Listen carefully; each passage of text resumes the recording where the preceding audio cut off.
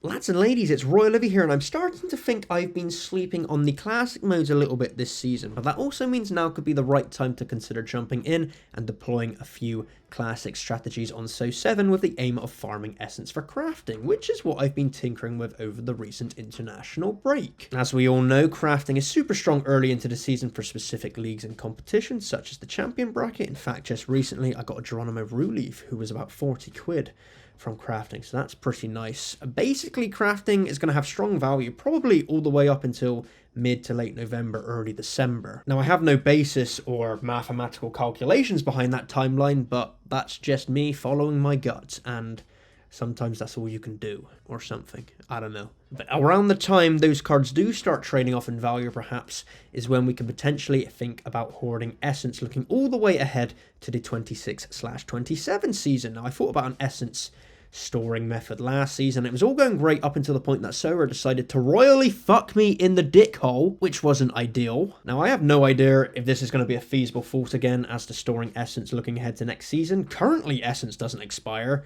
and there's no limit on how much you store, so I mean, you do that in your head. That basically means we can store it forever and use it next season. Or is that wishful thinking? But in any respect, the actual game mode of So 7 is fun, and card crafting is of course enjoyable and a valuable commodity in the game right now. So why shouldn't we look at taking Classic seriously and try and win as much essence as we possibly can? So it got me thinking about my Classic teams, and after game week 15 here on the far left in the champion bracket, we can see things started quite well. Decent scores from the Inter and Stuttgart lads, and a goal from Rice Baby.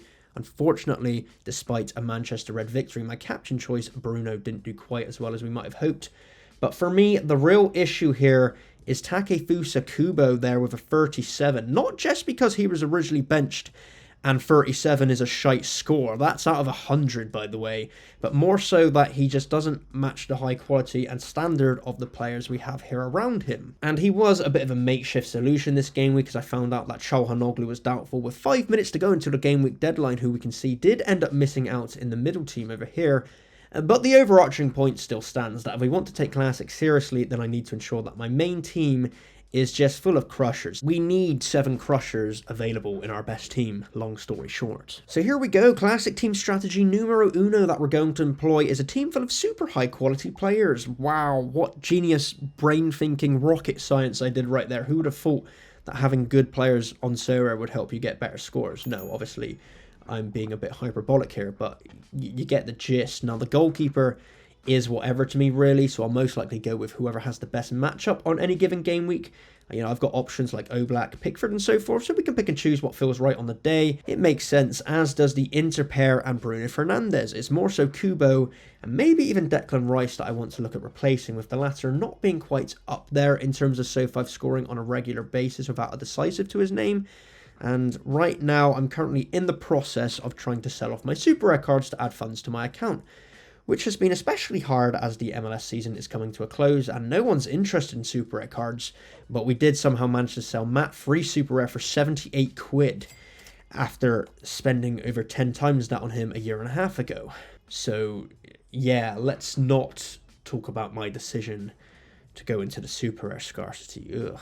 So the first addition on this crusher team that I had to make was Pedri of Barcelona for about £65 in value with a trade, and that's because his all-around scores are quite simply just fucking ludicrously consistent. Like, look, a 60 is a pretty low game week for him. A 60, that's a good game week for a lot of players in the game. That's not a super bad score, and the fella's only 22 years old as well, so in theory, if you trust the longevity of the classic game and the potential crafting opportunities Sorare has to offer in the future, then Pedri is just an incredible player to have in any team. Obviously, the big question here is, do we trust Sorare not to completely fuck up the classic modes once more come next season? But we can only go with what we know right now. Now, I do have a Rafinha classic card already to pair alongside this Pedri, ready to go once he returns from injury, but until then, for now, I've decided to go out and buy 11 Golski as a simple makeshift option to cover. And yeah, he's getting on a bit and his scores are a bit meh, but I think the decisive factor alone is enough to give him a bit of an edge over, say, Declan Rice in the extra spot. And he only cost me like 4 quid, right? I'm not going to lose any sleep over this choice. So that's the team, that's the dream. Pretty good if you ask me. On to team number 2. And for this team, the strategy we're going to employ is a full 7-man stack. Why is everyone booing me? What's that about? Stacking is back in fashion, ladies and gentlemen, and here we're going to 7 man it with a Stuttgart stack. Now, I picked Stuttgart for a few reasons. The main reason being I already had Mittelstadt and Nubel Classic cards, so that helped with the cash flow in the account, but also because Stuttgart are a solid Bundesliga team who should be favoured on most league matchups, as well as having the added bonus of midweek European utility. So they've got a lot going on for them. The detractor, of course, being a Bundesliga team, is that they have less league fixtures than, say, the EPL or La Liga, but we can roll with the punches there. Now, I also have to say, when looking at Stuttgart, another big factor when deciding my 7-man stack originally was building from the back.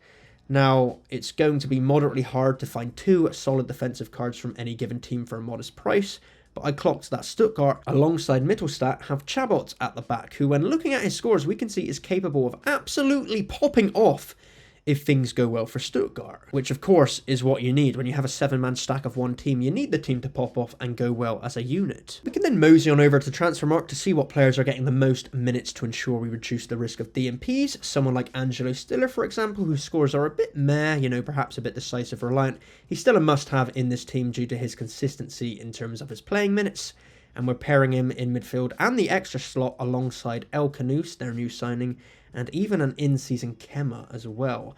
Up top, we've then added Demirovic and Lewelling to complete the team. Probably going to go with Lewelling there on the first game week, as there's injury concerns around Demirovic. But all in all, these new signings came in at about £23, meaning if we average 1,000 essence at £3 a go, then we only have to win about 7,500 essence with this team, with this stack, with this strategy to break even. Now, of course, we can all look at this and say it's not a top tier stack. You know, if you can go out and get a Man City or a PSG stack in the classic level, then fucking you go for it, dude, because that would be a top team. But with the budget and what we're looking on, I'd say this is a pretty good team, and I'm confident that they can do the business. Team 3, we then have 2 strategies merged into one. Part 1 of the team being a back 3 Crystal Palace stack, and this wasn't just because I had them in the account already, although it certainly helps, but also mostly because Crystal Palace are in a rich vein of form right now despite their loss to Everton just before the international break. I think, in fact, Arsenal are the only team in the EPL to have conceded less goals than them right now, so Lacroix and Munoz, probably fucked that name a bit, Lacroix, the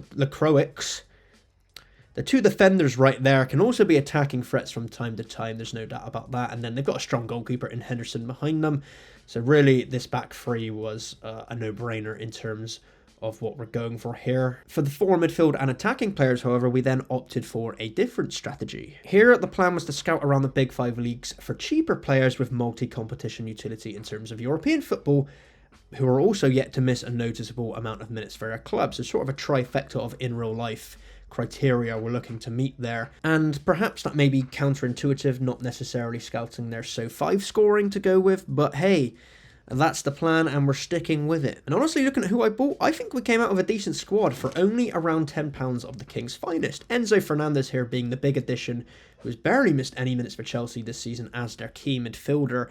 The other 3 players were then all a little over £1 each. I mean, it's nothing really. If we're valuing 1,000 essence at £3, then we only need a little over 3k essence to make profit on this team. I mean, Watkins has struggled for form a bit this season, but he's still Villa's main man up top, and he's done alright for England in the international break, so him and Villa will be looking to turn things around and kickstart their season. I think he could be in amongst the goals. Alex Garcia in the extra spot is then a bit meh, in all honesty. You know, he's a DM now, I think, so his scores are never going to be fantastic, but he can get some AA.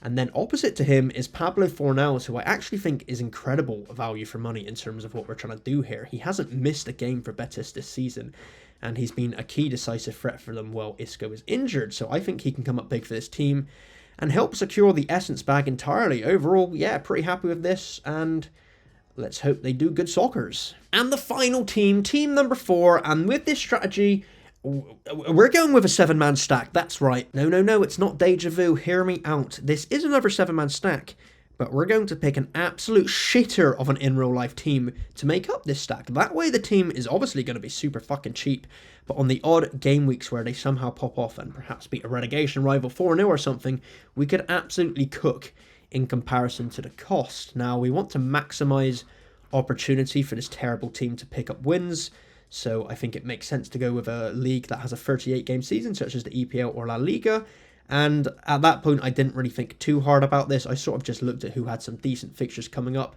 And I just full sent a West Ham United stack from the EPL here. And this is coming from someone who fucking hates West Ham. I think they're shit and their fan base fucking sucks. But what do I care about that when this team cost me a little over £10? Plus, because they're shit at football, hopefully that makes it a bit easier to predict the guaranteed starters here. And, you know, they've also got a new gaffer in Nuno, so maybe he can come in and sort this team right out, which would help me out on SORARE naturally. He probably won't, though, because, as I've already mentioned, West Ham are fucking garbage. And we all know that no strategy video would be complete without some Excel swaz on the scene. We can see a breakdown of the SO7 squads and their reflective cost based on what we paid for the new cards, and then the current market price of the cards I already own. So we're looking at trying to recoup that money in essence, or maybe even some tier 2, tier 1 star card rewards as the season goes on. We've got a breakdown of the rewards as they come down below the squads. So we'll give these new Classic Champion teams a test run for the next month or so and see how they do, basically up until the next international break, because of course there's another international break coming up. Why wouldn't there be? Now, in terms of the Classic All-Star and my 4 entries there, I'm a bit less concerned about strengthening currently with the funds I have available, as I still have a decent chunk of cards from non-champion bracket teams and leagues, such as my Bromby players, some Bundesliga 2 players and so forth, just other players dotted around in general, and also because you're competing for All-Star Essence or Natural Essence, whereas in Champion, obviously, you're getting Champion Essence, which is obviously what we're looking at crafting going forward. I also have all of my MLS players that will come back next season as Classic cards as well, which will only be able to be utilized in All-Star, so I think I'm going to be pretty sorted there. Let's go, team. We're going to do well, we're going to do great, and I'll catch you next time, because I love you.